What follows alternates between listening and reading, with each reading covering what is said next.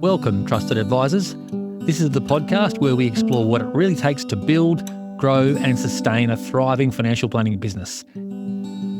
Every fortnight, you'll hear candid conversations with the leaders, innovators and trailblazers of our profession. People who have navigated the challenges, embraced the opportunities and are willing to share what they've learned along the way. If you're curious, ambitious and committed to raising the bar in advice, you're in the right place.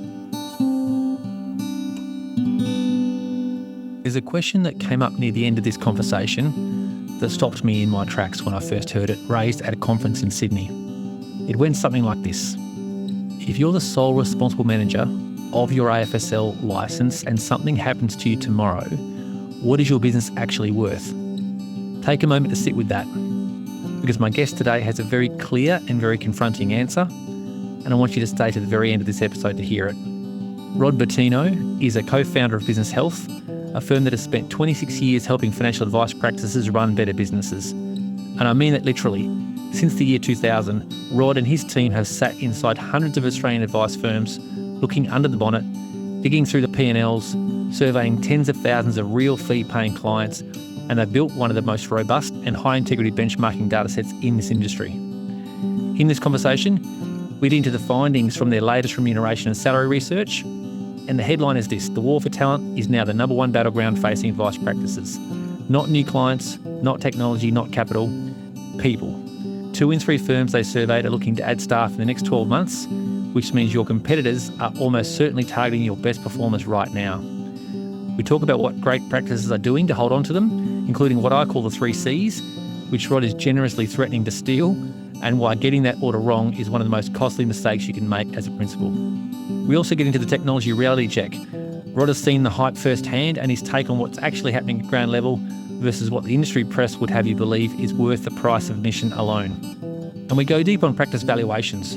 What Business Health's independent valuation process actually looks like, what's quietly destroying the value of businesses that think they're worth more than they are, and why an ageing client base is the single biggest drag on multiples right now.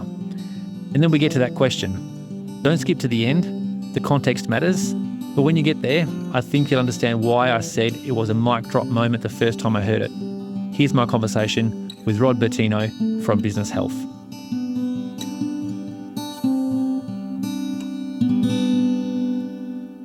Welcome, Rod Bertino, to the Trusted Advisor podcast.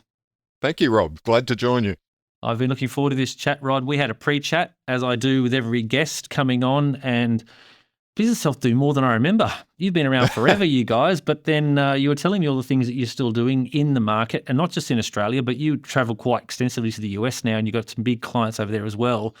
So it was really good to reconnect and actually just get an update on what was going on in the business health world.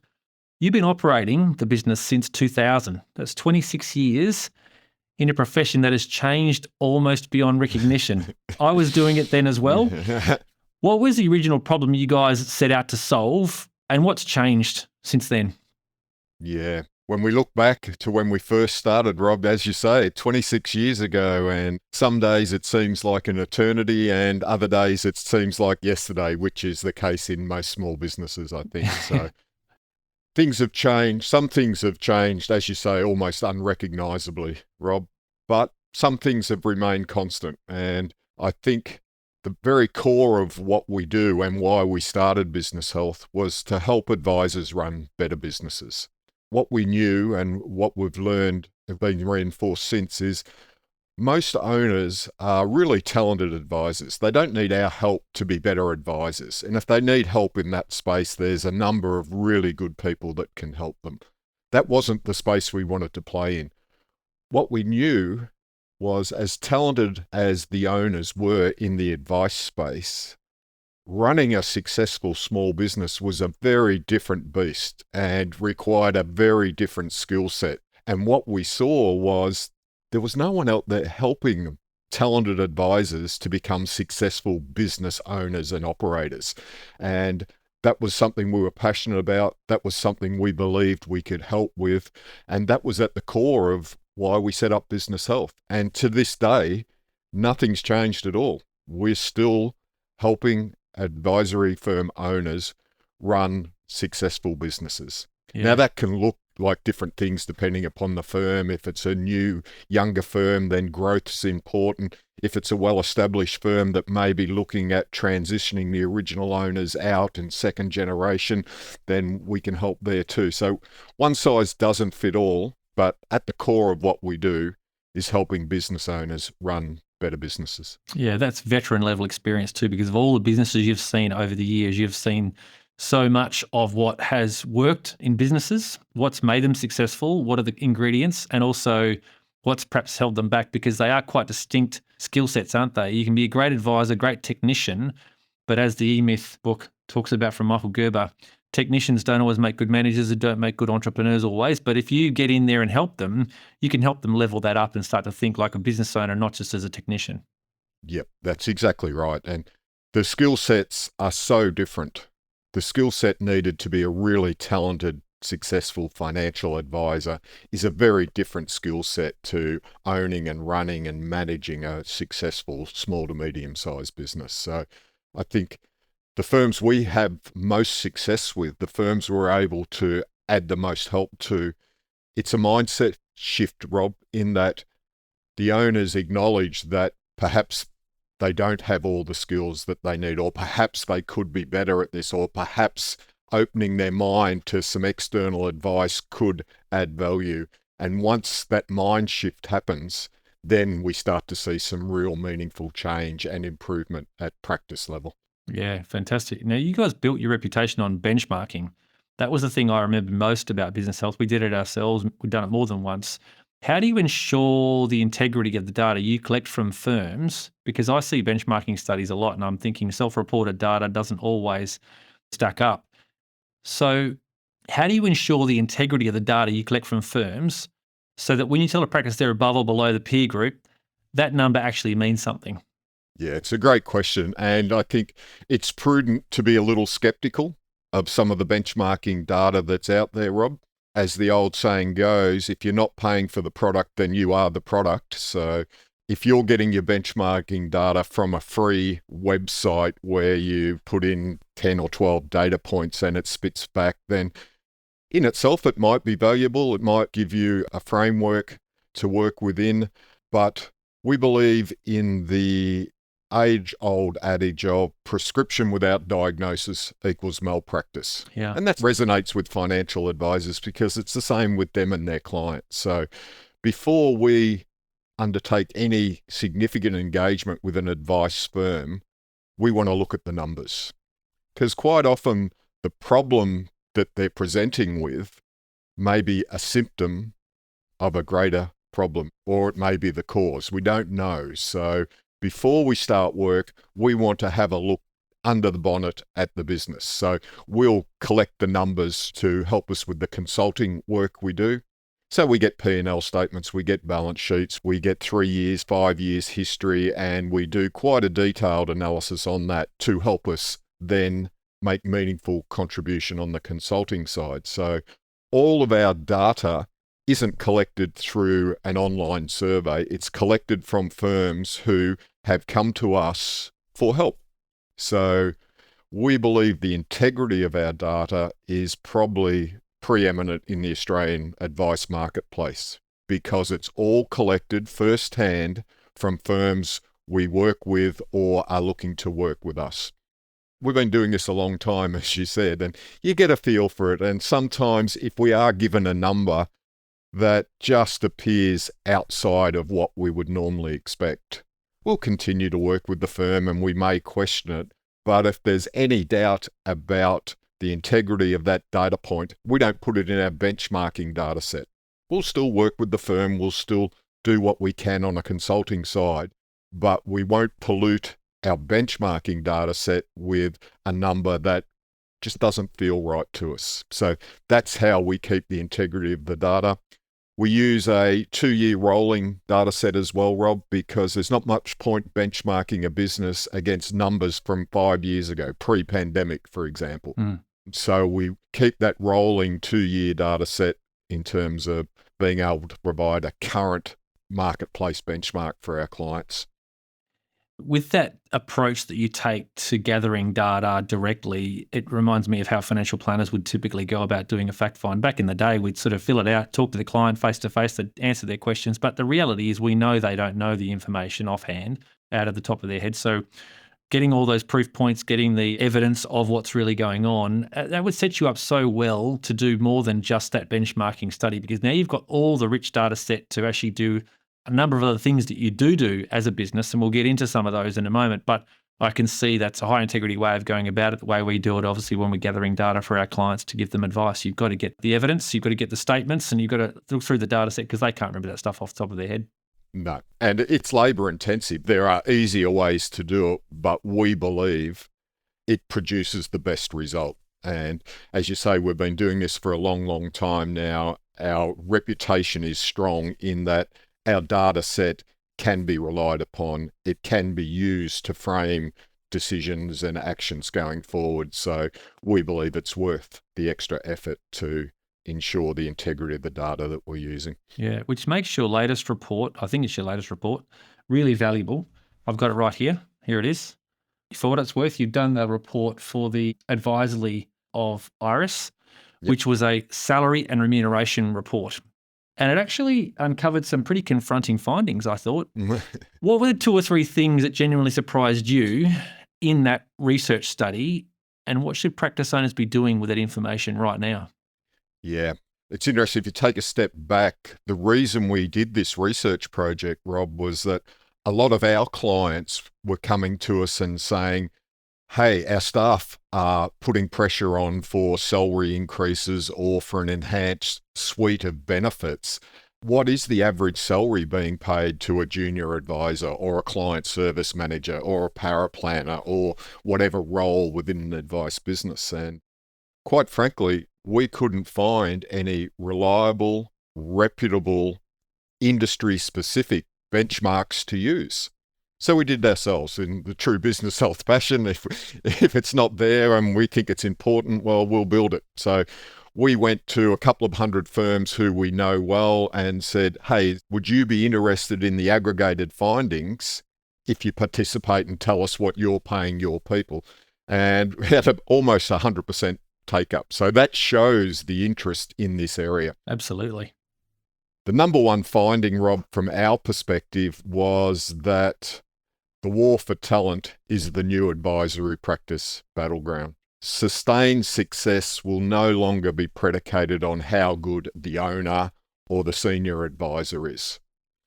Sustained success will be delivered through how good is the team.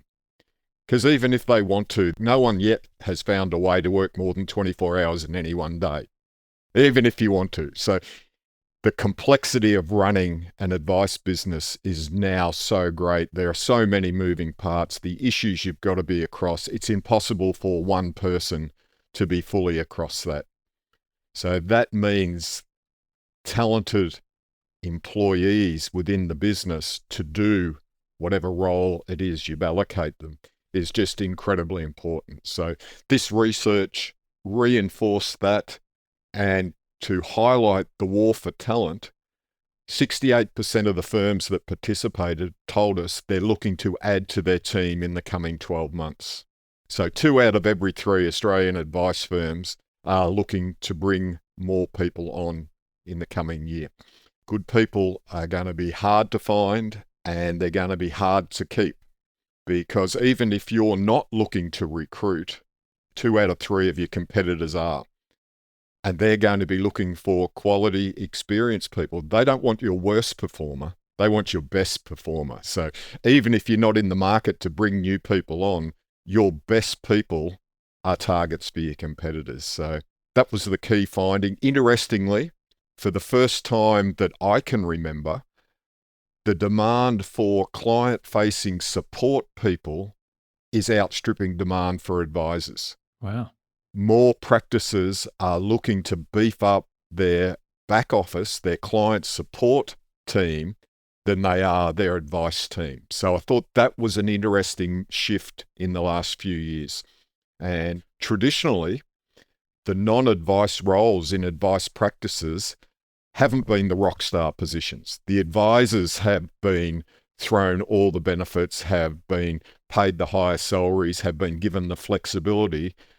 Our advice to all the practice owners we're dealing with is seriously sit and look at what you offer your non-advisory team just as carefully as you look at what you offer your advisors.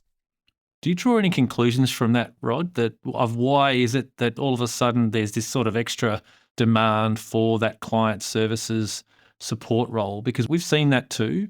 And we've seen that maybe less pressure per se, but certainly the benchmarking data that we use, and now we'll be using yours as well, just to cross-reference, that we've seen there's been a significant shift in the salary expectations for that role. Is that demand-driven in your view? And what's maybe driving that, do you think? I think it's a mix, Rob. Some of it's demand driven, but I think some of it is also the principals of these practices are now realizing that their face-to-face advisors are very expensive, probably the most expensive resource in the business. So they're now becoming very mindful of everything their advisors do. And are they doing the $500 an hour tasks, or are they getting bogged down with $50 an hour tasks? Both tasks are really important. Both tasks have got to be done exceptionally well on time, every time. But you don't want your highest paid resource spending time and effort that's not delivering the best return on the investment. So as practice owners come to realize that more, Rob, they're saying, well, how can I free up my advisor? How can I take these 4 things that they're currently getting involved in off their plate? So in essence, our advisors see clients, prospects, centers of influence, and do some professional development. Anything outside of that, can we have done by someone more appropriate, either at a pay level or skill set level? Because let's be honest, most advisors don't make great administrators either. That's not their skill set. So you don't want them involved in administration. You don't want them learning the intricacies of X-Plan and SOA development. You want them talking to clients or people who will refer you clients. So I think as owners come to grips with that, they're building out this, what used to be called the back office roles, and they want good people who understand the process, who can talk to a client but not give advice, and hence the need and the demand for that role is growing. And I don't think we've even scratched the surface yet, Rob, to be brutally honest. Yeah. We talked a bit of footy before we started recording. You're a Melbourne Demons fan, and I've heard this described as building out your midfield. You might have key position players. You've got your forwards and your backs that kick the goals, perhaps, but yeah, you need your midfield. And I kind of like that analogy. You got to get the people that'll get the ball and get it to the forwards to kick the goals. So you can have the best full forward in the world, but if the ball doesn't get down there, then the $1 million you're paying them a year may not be the best use of your money. Yeah, I like it. Now, something else your research flagged that I thought was interesting, really interesting. You said many practices are allowing hybrid work without putting in the right infrastructure. So they've got no dedicated hardware for those people working from home, no secure Wi-Fi, no real cybersecurity provisions for those team members. How serious, in your view, is the risk exposure? And what's your advice to principals who haven't thought this through thoroughly? I think it's a huge risk, and I think it's one that has crept in under the radar as we work through the pandemic and we work through post-pandemic recovery. And as you mentioned, we do a lot of work in America, and there's a commentator over there that coined the phrase, there is no remote work, there's only work, which we love because we think that's so true. So hybrid's the new norm now. We say to all the practices we're working with, it's your call. This is your business and you build it and grow it the way you want. But if you're mandating all of your people to be in the office 5 days a week, 9 to 5, you are severely limiting the talent pool available to you. Yeah. Hybrid, especially client service, administrative people, they're looking for a hybrid work environment. If you can't or won't offer that, that's fine. As I say, that's your call, but you will severely be limiting the talent pool that's available to you. Having said that, if you do have hybrid people, you still have an obligation to provide a fit, safe, proper workplace. And when you've got people accessing systems remotely, the opportunity for cyber crime increases exponentially. So we believe it's the number one risk out there at the moment. Most firms are still using email to communicate. It's not secure. It's a huge risk, probably one they're not fully cognizant of. They're aware of it, but I think generally they downplay the risk. And it's not a matter of if, it's a matter of when the next advice practice is hit with a big breach. Yeah. So our advice would be, we're not experts in this. We understand the risk. We definitely understand the cost of a breach, and we've seen it from industry peers over the last couple of years. Our advice is bring in an expert to do an audit. It's better you find the weak spots in your system than the bad actors. And if there are weak spots, then you need to plug them. So spend a bit of money, bring in an expert, do an audit, and then make some informed decisions about how you strengthen your protocols. Yeah, it's such an important point, isn't it, that one? And as you say, you've identified it as the biggest risk. I would totally agree with you. People working from home, if they're using their own PC and they're working in their own home Wi-Fi, along with their kids and their kids' friends, all using the same Wi-Fi, it's extremely exposed to risk. And if you're not handing out prescribed PCs with all the appropriate software on it and having your staff use those, if it's laptops or desktops, but you are really leaving yourself wide open to bad actors to take your client data. And as you say, you've seen it firsthand, businesses that have been caught by bad actors, and just the cost is so significant. And I've seen people present at conferences talking about their experience of going through it, and it's frightening to hear. So it's a really important point. That's why I wanted to double down on it and emphasize the point, because it's something that we're certainly taking very seriously. You should. People think about having insurance for someone to break in and steal your computers through the window or out the door, but that's not the biggest risk. It's this one. That's exactly right. And it's probably not the core system. An X-Plan, for example, people say, oh, I use X-Plan and it's in the cloud and it's secured and Iris has spent millions and millions, and they have, and all that's true. That's probably not the biggest risk. The biggest risk is the transfer of information, usually via email, outside of an X-Plan environment, or not locking down the hardware room. Yeah. So people can download apps and install applications onto their work computer, then immediately you've exponentially increased your risk, no matter what that app is and no matter how secure they may think it is. So get an audit done by a professional that knows what to look for, and then make some informed decisions about what you need to do. Absolutely. It's too big a risk to just let run and think it's going to be someone else. Yeah. Totally agree. So let's talk a bit more about the hybrid work environment. You said it's very manageable for an established team. But what about when you're actually onboarding new people? It creates real problems for how do you build and sustain culture when your team isn't in the same room together? How do people manage that when they're onboarding new staff that want to be working from home 2 or 3 days a week? The only way we've seen it work, Rob, is it's got to be very, very intentional from the owner down. As you say, an established team who have worked together, probably pre-pandemic, where they all worked together in an office for a number of years, relationships are established, that can transition to a hybrid environment relatively easily. But when you add a brand new person into that team that doesn't have the connections, that doesn't have the confidence to perhaps pick up the phone and contact a senior employee to ask for help, they can quickly feel very isolated, very alone, very inadequate. No one likes to badger someone. Oh, this is the 5th question I've had to ask today.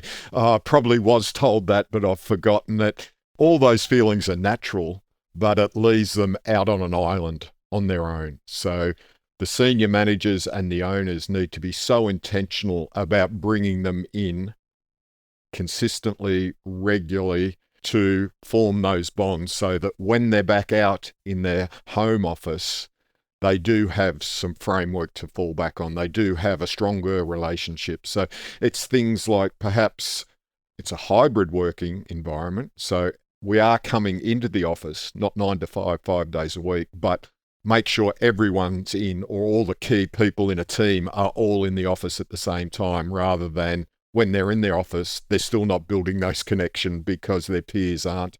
So having a common day to be in there. Events work still.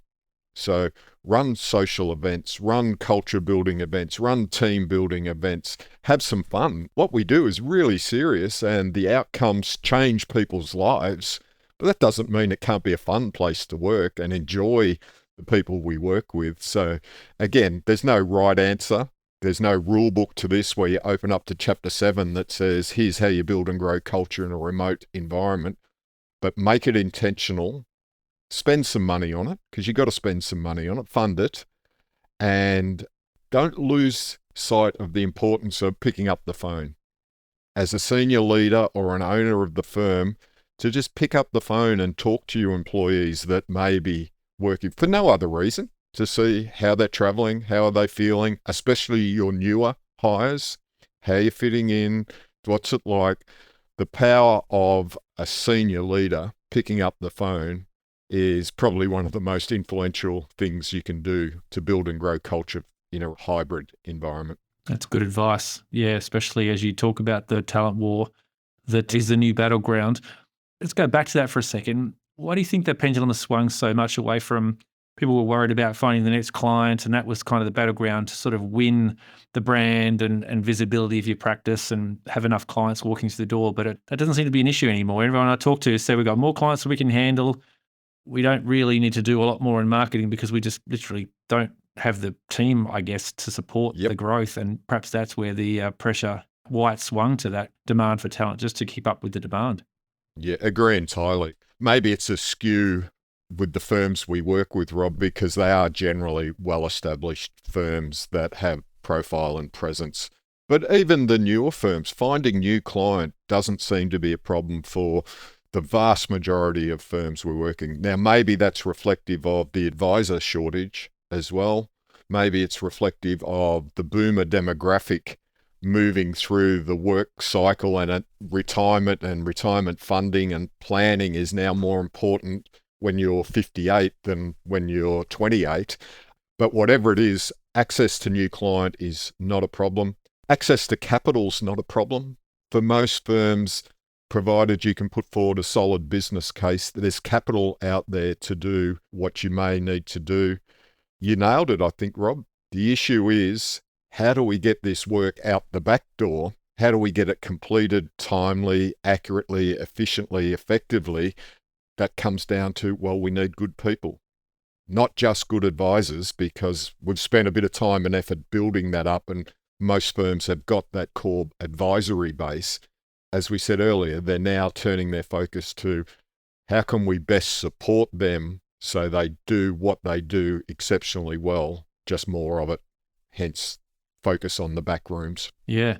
Now, you said there a little bit ago that around 2 in 3 businesses that you did this study on remuneration with, they said they were looking to hire more staff. So they're out there trying to recruit. They're likely to try and be talking to your best people and trying to take them off you. And because if you're not looking after your staff, then they're going to be naturally open to alternatives. What do you think the honest answer is that most practices don't have ready at supporting and retaining their team? Always dangerous to generalize, but if I generalize, the owners, and this does fall to an owner or a senior leadership position, aren't great at articulating why us. Why should you join us? Why should you stay with us? Most firms are doing a lot of really good stuff.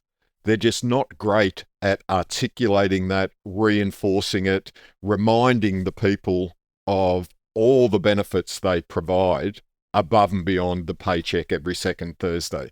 And that's important. You can't be out of the market in terms of your remuneration. But that alone may not be enough to attract and retain the people you want or the people you need to achieve your 3 to 5 year goals. So money will always be important, but there's always someone that will outspend you. There are people out there that will throw money at this, write bigger checks than you will be. And some people, that will be enough. They'll move from you, or they'll not join you because one of your competitors is offering more dollars. But some people want more than that. Some people want that tight community. They want access to the leaders. They want to feel a part of something, not just a number, a cog in a big machine. They want to see their work they do make a difference in people's lives. There's a lot of other things, a lot of other benefits good advice practices can offer their employees above and beyond a paycheck. I don't think generally we're good at articulating all of those. Yeah, you've made some really good points there. And as you were talking it through, I'm thinking to myself, how are we doing this and what are we doing here? Because it is, as you say, much more than the salary. It's about feeling that sense of connectedness of the team. Have we got a good environment where people like each other and get along well? And there's that sort of camaraderie that they believe they're doing something really purposeful, the work they're doing, and they see the impact of that directly because they're not too distant from the client interaction. Even if they're actually in the client services team, they're actually talking to clients. We had an all-team offsite on Friday, and we had one of our clients come and speak to our team, and it was the highlight of the whole session. We talked about mission and vision and values, but the client that came in and spoke, as it happens, I went to Sydney a few weeks ago and jumped on the plane, sat on the aisle as I'd like to sit on the aisle, and this lady walked in and she was sitting in the middle seat. She asked me to pop up so she could sit down, and she sat down. I sat back down and grabbed my laptop out, and our laptops are all obviously company issued with their own logo on them on the outside, and she saw HPH on the laptop and she said, "I'm a client of yours, HPH." And I said, "Oh, really?" And I shook her hand and introduced myself, and we had a good chat for about an hour and a half. And she was so interesting, her life, her story, how advice had impacted her and her husband and their children. I thought, wow, I really want my team to hear this. So she was amazing. She came in for our all-team offsite and sat there and just shared her story. And she's had some health challenges, and it's such an interesting sort of journey that her and her husband have been on. And at the end, after all of our team stuck around for a few drinks to sort of hang out after the day, the common theme was, wow, she was amazing. That was the highlight of the day. It's just because people get to hear personally what impact advice has had in the lives of her and her family. So yeah, super important point. It's really interesting, Rob, because one of the other things we do at Business Health is we will work with a practice to survey their clients. Confidentially and anonymously, clients tell us what their advisory firm does well, what could they do better, how do they rate the key service delivery areas. And we've had over 60,000 Australian clients, not shadow shoppers, real fee-paying clients, tell us what they think of their advisor. And not once in over 60,000 responses have I read, "I love my advisor's SOAs," the way they structure those paragraphs. We rarely read about the asset allocation or the individual stocks that may be being held in the portfolio. We read a lot about trust and understanding and confidence and all the things that great advisory firms do above and beyond the vehicles they use to invest money or to build a retirement nest egg or retirement income. So we still shake our head that given that, and given we're all in a service industry, no matter how complicated it is, we're in the business of providing service. Less than a third of Australian advice practices pay their clients the courtesy of asking for feedback. We may be assuming that what they value most is that SOA or the asset allocation or whatever. And I may be wrong. I don't think you are, Rod. Well, they don't know. That's my point, Rob. Yeah. I would be happy to be proven wrong if they do a confidential and anonymous survey and it comes back and everyone says, "I don't care too much about the quality of your staff. I love your asset allocation." I'd be surprised, but at least good decisions based on quality data again. Yeah. So not enough firms know what it is their clients truly do value, or sometimes they need reminding, a la your example of, let's hear it from the client's mouth. Let's hear what they value most about what we do and how we do it. Yeah, absolutely. If you want to get your team to believe in the value of what they're doing, just hear it from the clients, hear what they're saying. And we always, when anyone writes a Google review for us, we share it on a all-team meeting on a Monday, just to make sure everyone knows this is what's happening out there in our clients' lives and how they feel about what we're doing for them. And you mentioned there's some really important points around other firms that will be out there trying to maybe pay top dollar to get your best talent across to work with them. And there are plenty of different professions people can go into. And if compensation, if salary is the number one ticket item, we really look for, when we're talking to new potential candidates to join our team, looking for evidence that what's important to them, it's compensation is not the first one. If it's the first one, we've got a bit of a concern. we think about it this way. And when I spoke to you about this, when we did our pre-episode chat, you really lit up when I mentioned this. We talk about the 3 C's: culture, career development, and compensation, in that order. I've been calling it the 3 C's. And why does getting that order right really matter? And what's it like when practices maybe get it wrong and focus on the wrong order there? Because we want people to say, I want to work with a great team. I want to be building my career and feel like I can make progress. They don't say that they want to get a really strong salary. That's kind of a given. It doesn't get mentioned, but they've got to be saying, I want to be part of a great team and I want to really have my career develop. If they're saying those things as first port of call, then we think they're a pretty good candidate for us, along with a few other exercises we take them through. So tell me about your perspective on that. I love it, Rob, and I'm going to steal it, those 3 C's. So I think that encapsulates everything that we believe in for the vast majority of advisory firms. If you're having compensation discussions early on, then you're right. That is an indication of the thought process. Not right, not wrong, but maybe not the best fit for you. What happens if you get those things in the wrong order, or you get one of those 3 C's outweighing the other? Is if they joined you for money, they will leave you for money. Indeed. And if they're not truly committed to the core purpose and the values of your firm, then they're not bad people. It's just that the final C in the 3 C's outweighs the others, and they'll leave for a few dollars more. And the owner is then left with a bigger hole than probably they started with, because we all know the disruption of finding someone, bringing them in, training them, to then lose them and start again. So it's a great way to look at it. No right or wrong, but the people you bring into your firm must truly believe in your value proposition and your values, and hold those things and the culture of the firm just as importantly as you do. Otherwise, you'll have a bad apple, and one bad apple can spoil the barrel. Interestingly, the mistake we see far too often is, most of the time we know, Rob, you get a feel for, okay, we did everything we should have, we did our vetting, we checked all the references, but for whatever reason, this isn't working out. We're worried about long term, so we tend to throw more training at it. Oh, we'll train the person more, we'll send them on some courses, or we'll move them into a different role. Sometimes it works, rarely. The mistake we see far too often is we hang on too long. If it's not working, if you're not really confident that you can address the problem and get a 180-degree turnaround, then it's probably best, both for the employee and the firm, that you part ways. Do it respectfully, do it professionally, but we tend to know, but we're slow to act, and that's noticed by our people. Hang on, I'm coming in on the weekend, not because I have to, but because I'm committed to doing a great job. Hang on, I'm picking up the workload of my teammates, not because I have to, but that's what we do here.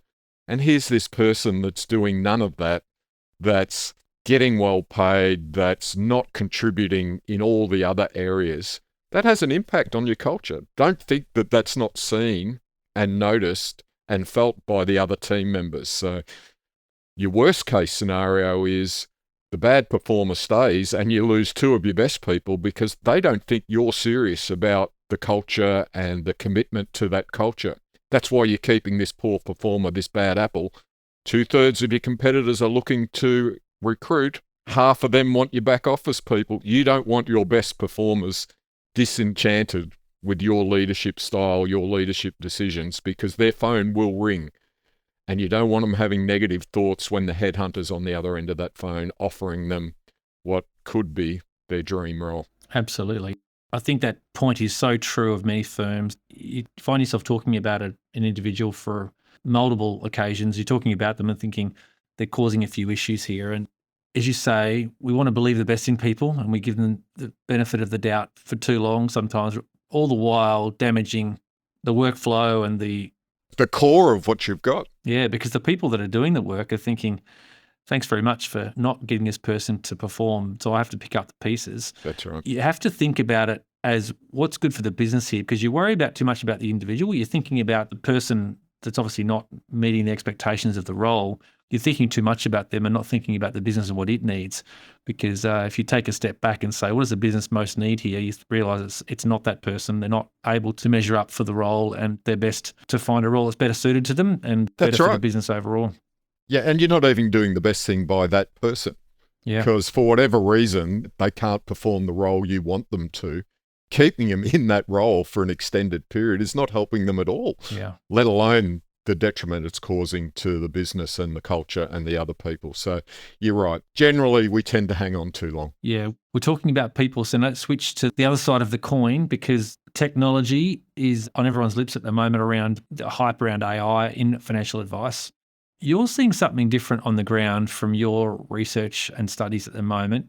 What's actually happening from your point of view in practices, and why do you think so many firms are going to be disappointed if they treat AI as a silver bullet here?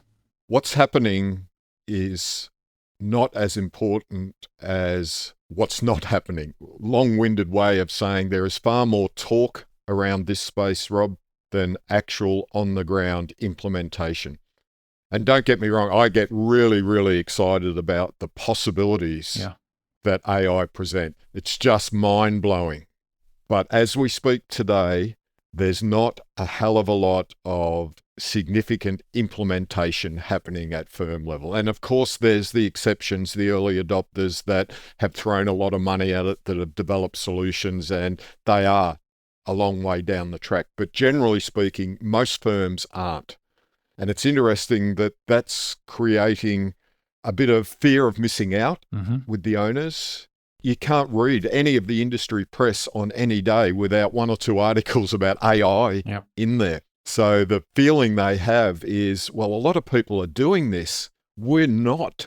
Are we being left behind? And do we need to accelerate? And do we need to spend more money on this? Or do we need to bring in different skill sets to help us? All of that may be true, but don't think that if you're not at the cutting edge, then you're a mile behind, because you're not. Sure, there are firms out there that are doing some amazing stuff, but generally speaking, most firms are still grappling with what can it do and what do we want it to do and how do we get it to do that?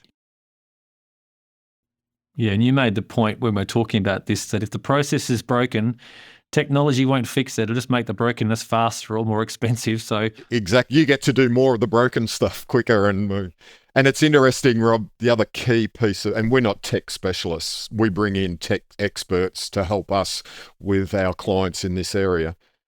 And the tech people, they're good. They're passionate and their products are fantastic. And when you listen to the sales pitch, their products can do anything. Yeah. In fact, they can do stuff that you don't even know existed yet.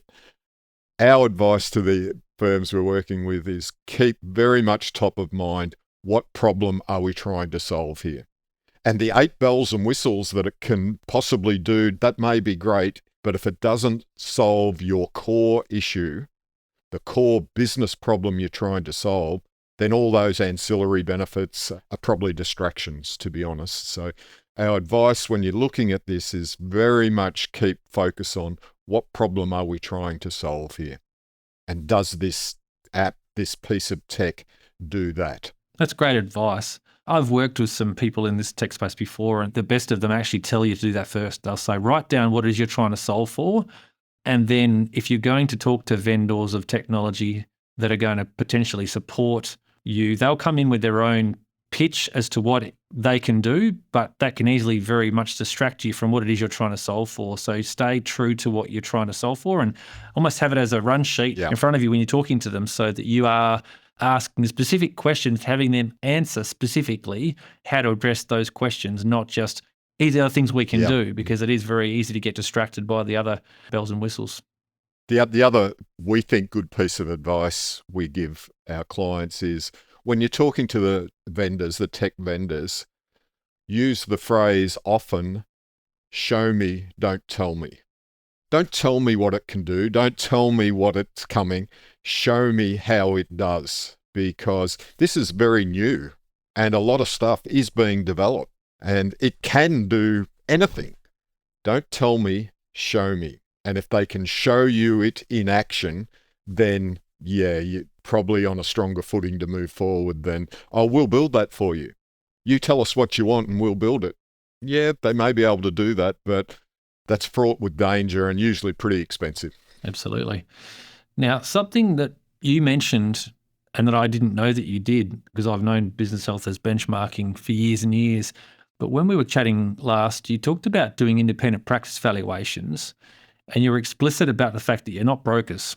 You're not in this business of looking to put a value and help broker a transaction, which obviously comes with additional transaction costs. You're really just not incentivized by the transaction. Why does that distinction matter? And what does your valuation process actually look like that a simple sort of revenue multiple might miss if people think about their valuation of their business? Yeah, it's a great question. And the reason we do this is because the owners of advisory firms have spent a lifetime in a lot of occasions doing what they do, building a good business, and they've been successful. So then the capital value is now generally in the millions of dollars. Now, I don't know about you or them, but to us, they're significant sums. When you start getting $5-10 million capital value, then you need to treat that with respect. And whether you're selling tomorrow, whether you're selling equity to staff members, whether you're thinking about merging, we believe you've got to know, well, what's my business worth? What's my starting point here? And again, while there's firms out there that will give you a valuation, there may be additional transactions that they can help with, a la broking or whatever, which is fine. That's their business model. It's not ours. What we believe was missing and the gap we filled is we will give you an independent, objective valuation of your business in writing, end of story. What you do with that is entirely up to you. You can take it to a broker and put your business on the market. You can discount it completely and say, well, business health don't know what they're doing. That's fine. But the project we will undertake is to give you an independent, objective valuation for no other reason than to produce that valuation report. So we look at the things that drive value in today's marketplace above and beyond a multiple of recurring revenue. It's the makeup of that revenue. It's the client demographics. It's where we were before. It's the team and the culture and the skill sets that you have in the team. It's more than last year's revenue. It's a 3 to 5 year history. Is there a trend? Are there thematic issues? It's compliance reports, of course. It's client satisfaction. If I'm going to spend millions and millions of dollars buying your business, it astounds us that one of the things buyers don't look for is, well, what do the clients think? Yeah. And I know retention is an indicator, but that's a lag indicator. Yep. If I'm buying this business and there are some festering problems that haven't manifested itself in attrition yet, I might want to know that before I spend millions. So our process is really thorough. Our process is far more than, well, let's just multiply the recurring revenue by a multiple and give or take a couple of %. But we do that because we've been employed to provide an independent, objective valuation of the business. And if we're going to put the business health brand on it, it's got to be high integrity, reputable. We've got to be able to put a hand on their heart and say, well, here's why we arrived at that number. Yeah. And what sort of time frame would it take a business to go through that? Let's say they haven't done a client investor, review or survey in recent times. Will you then put your CAT scan process through that? So you go through that full rigorous process from top to bottom. So what's typically the time frame? And if you can, if it's even possible to sort of start to draw some general themes as to what you see in that valuation process in terms of end results. Interestingly, the thing that takes the most time, Rob, is the firm being able to get us that granular data about either the client base or the revenue makeup. And I know it sounds pretty simple, like tell us about your clients. How many clients, what's their date of birth, where do they live? But you'd be astounded the number of firms that have issues running off for us. Here's our last 12 months revenue by client, by type of revenue, by product or solutions. That tends to take some firms an inordinate amount of time to be able to get together. In our view, you've got to spend the time doing that. Otherwise, we can't do our job properly to arrive at a thorough valuation if we don't know that. And by the way, if you're looking to sell, any prospective buyer, they're going to want to cover that in their due diligence process. So you're better off working with us to get it done than working with a potential buyer. So that's the thing that usually takes the most time. Once we've got all the data, Rob, we've got a pretty good, robust process now. So we can normally turn it around a couple of weeks from when we've got the data at an integrity level we're comfortable with. The good firms, of course, can do that really quickly because they monitor it throughout the year. They know where their revenue's coming from. They know the makeup of their client base. They know what it looks like for them, and they measure and manage that. Yeah. That's the thing that generally takes the most time. Yeah, I can totally relate to that. We've got a dashboard that literally is a live update dashboard. So I can literally log in any time and see all of the data you're describing, because I want to know what's happening at any point in time, not just when someone asks me for it. What are the characteristics of businesses that command the upper end of the range of valuations that you're doing? And what's quietly killing the value of businesses that think they're worth more than they are? I'll go to the second one first. The thing that's dragging valuations most commonly down at the moment is the aging client base, Rob. Not a lot you can do about that. In a way, you're captive of your own success. You've been very successful 20 years ago at capturing people who may have been 50 and moving them through the life cycle, but they're now 70 and 80. And I'm a big believer in older clients still have advice needs. They're just different advice needs. It's not accumulation super and life insurance and income protection. So if you've got an aging client base where the majority of your fee revenue is being generated by older clients, and you don't have either a solution suite that's appealing to the needs of older clients, that's not accumulation super and life insurance, and or you don't have any relationship whatsoever with the next generation where that wealth will pass, because your older clients, unfortunately, at some stage are going to pass away. So if you don't know the kids, or more importantly, the kids don't know you, then that's an enormous risk for a buyer. And buyers now are factoring that risk into purchase price and or terms and conditions.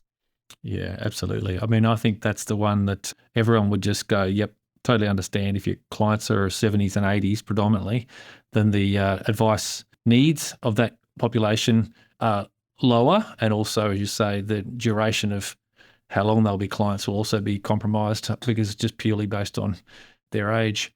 But to mitigate that, firms are bringing in aged care specialists. Yep. They have strong relationships with attorneys that can draft wills. They spend a lot of time on estate planning and philanthropy, and maybe even assist with travel and cruises. And so older clients still have advice needs that they're willing to pay for if they see value in it.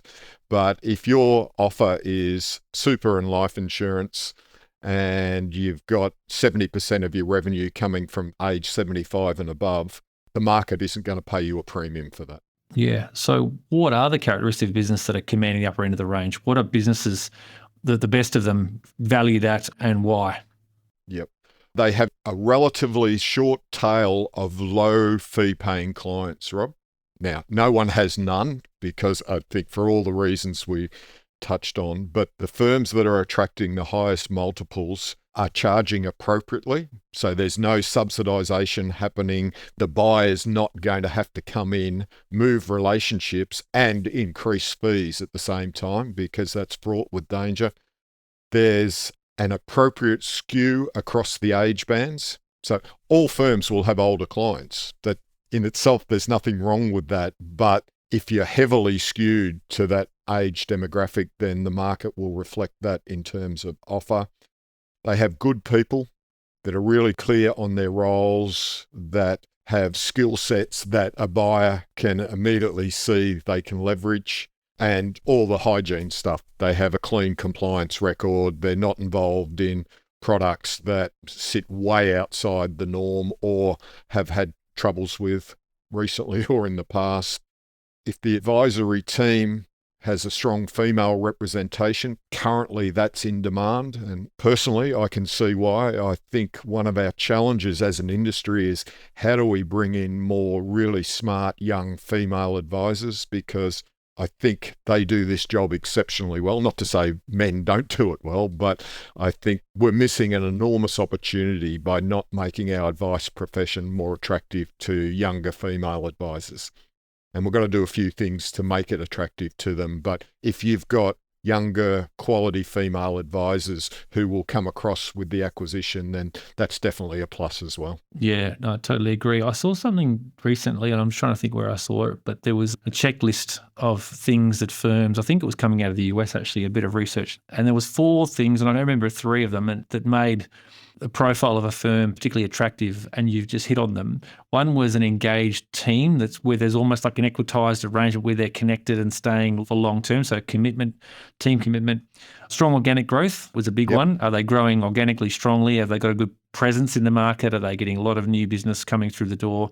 And the other one, which you just mentioned, was about having a simplified investment solution, something that's easy to administer. If you've got a laborious investment process, it does detract from the value of your business, doesn't it? And the other thing, Rob, that we're not seeing a lot of, to be honest, anymore, we used to, is your technology platform. Yep. Xplan is the predominant marketplace player. Most firms are using it. But if you built your own tech, similar to if you built your own investment solution, and you and your programmer are the only two that really understand it, or how to change it, or how to get information out of it, then buyers don't particularly like that. Quite rightly, that scares them.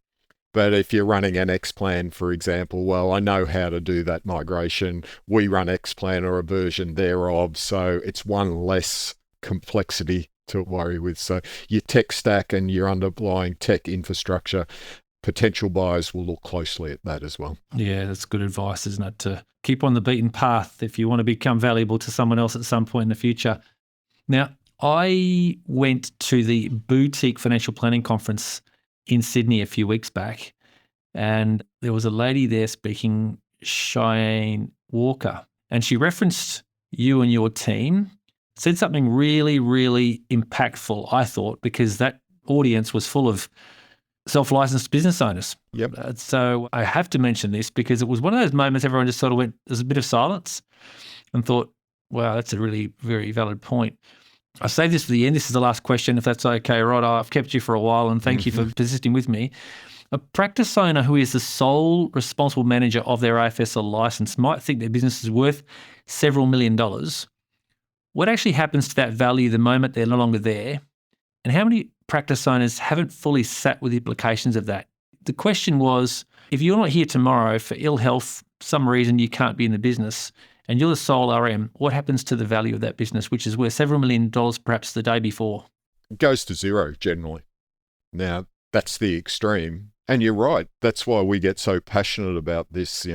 And with the flight to self-licensed, and for a lot of firms, it is the right move for them to make. Not for every firm, but for a lot of firms, it's the right move to make. But if you're the sole advisor, sole responsible manager of your license, today your business is worth $5-10 million. That's true. We could sell it tomorrow.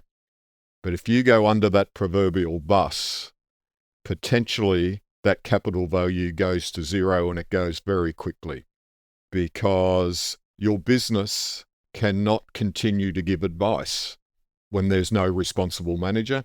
If your business cannot give advice, you cannot be paid fees for no service.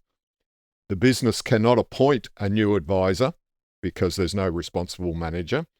So fee revenue stops. Clients need to be notified. So they'll start to, quite rightly, ask questions about, well, where does that leave me? And I still need advice. So they will slowly drift away as well. And as someone who may work with finding a buyer for that business, that's a really hard sell, to find a buyer who will not only buy the business, but have to have a conversation with every client about turning the fees back on and building a relationship. So the short answer to your question is it goes to zero, Rob. And all those years, the career of building that business is destroyed in a heartbeat or when the heartbeat stops. So we're really passionate about this because we're seeing more and more firms go self-licensed. We're seeing more and more of those be at the micro end, and people aren't thinking and putting appropriate plans in place to cover, well, what happens if I do go under the bus? I know no one likes to think about it, and we all think we're immortal and all that bad stuff's going to happen to other people. But bad stuff happens to good people as well. And we believe you have an obligation to your clients, to your family, and to your staff members to put a plan in place to address this. And the plan can look different for different people, but simply putting your head in the sand and hoping it doesn't happen to me, that's not a strategy. That you're relying on luck, and your luck will run out at some stage. Yeah. So for everyone listening to this episode, I hope you got this far in the episode and listened all the way to the end, because that is a truly mic drop moment. And it was when it was mentioned at the conference as well. It dawned on them that the truth of that, which is that you cannot provide any advice from that moment. You cannot charge a fee from that moment. And literally everything grinds to a halt immediately on the passing of the one RM, if that's all you have. So, and if you truly do love your spouse, Rob, don't leave them with a mess. Like, they're dealing with the grief of you passing and what that means to them and your family. To then overlay this business mess you've left behind, that's not fair on them, and they deserve better, because they've usually been a huge contributor to helping you build and grow this business over many, many years. And in return, you leave them with a god-awful mess. No one wants that, and no one does it deliberately. But if you're not addressing this and you are self-licensed, then that's the reality of the situation you could be creating. It's not fair. Yeah, super valuable advice, Rod. And it's such a pleasure talking to you. You've been in this profession such a long time. 26 years is veteran status to you and the team. So you've seen so much. You've got so much wisdom to share. And I'm so grateful that you spent the time with me this morning on the Trusted Advisor podcast. I really love the opportunity, Rob, and hopefully the audience pick up just one or two ideas that they can go back and implement, because there's no money in a good idea. You only get a return when you do it. That helps them with their business. So congratulations on what you do. I think it's a fantastic service to help the profession, and delighted to be part of it. Thank you. Thanks again, Rod. It was a brilliant conversation. There's more than one or two gems in there. So for everyone listening, you're welcome. And thanks for taking the time, Rod. I really appreciate it.